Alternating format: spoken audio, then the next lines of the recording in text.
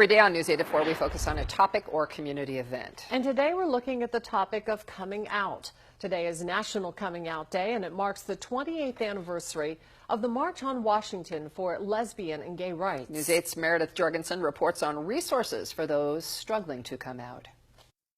We do have an important series of reports to bring you on News 8 at 4 today on this National Coming Out Day, October 11th. It is the 28th anniversary of this day, and we're joined by a bunch of people here at 4 o'clock today who are part of that community. First, the Cumpston family. And Marge, you are the former president of the Lancaster PFLAG, and you were actually at the March on Washington 28 years ago that started this. What is Lancaster PFLAG?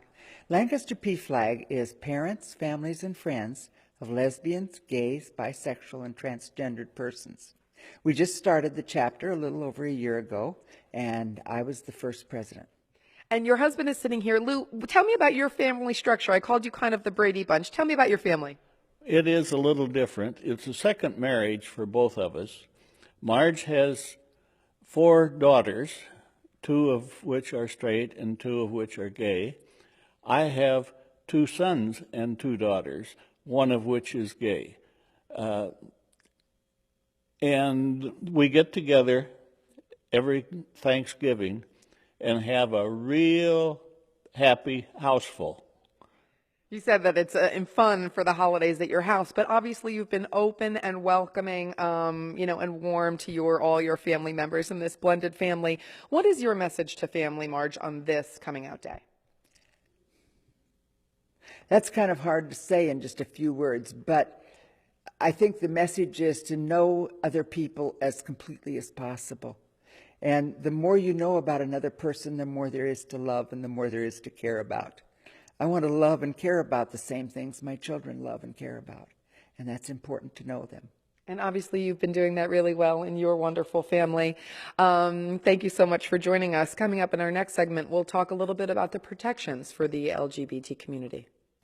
Every day on News 8 at 4, we turn our focus to one topic or event happening in our community. Today is National Coming Out Day, a day to look at how far our nation has progressed regarding gay rights and how far there is to go. News 8's Meredith Jorgensen has more.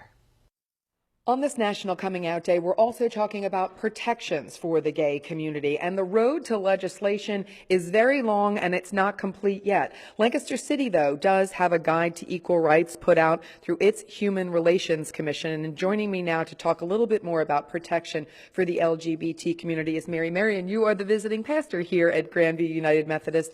What is your perspective on protection for gays?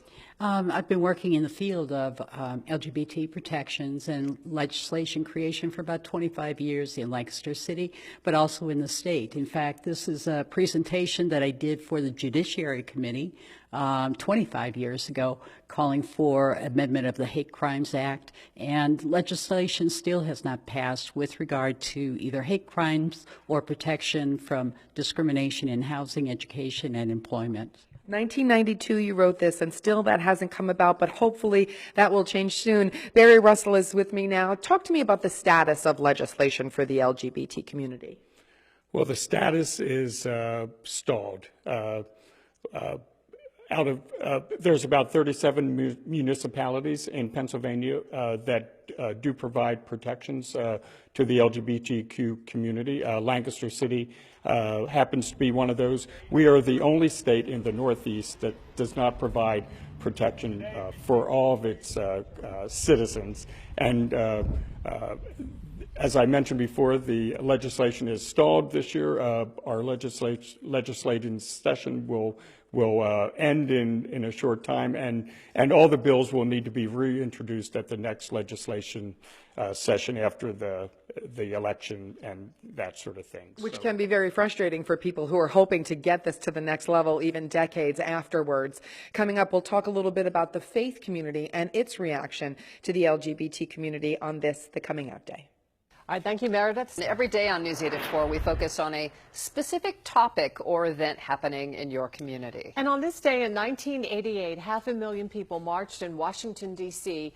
for lesbian and gay rights. And ever since, it has been known as National Coming Out Day. News 8's Meredith Jorgensen spent the day looking at the issue of coming out. For our series of reports on National Coming Out Day, we are here at Grandview United Methodist Church in Lancaster, which is one of the reconciling faith communities. But talking about faith communities at large, I'm joined now by Katie Court, who's the pastor of Grace United Church of Christ. Katie, tell me a little bit about why it's important for people who are coming out to know that some faith communities are behind them.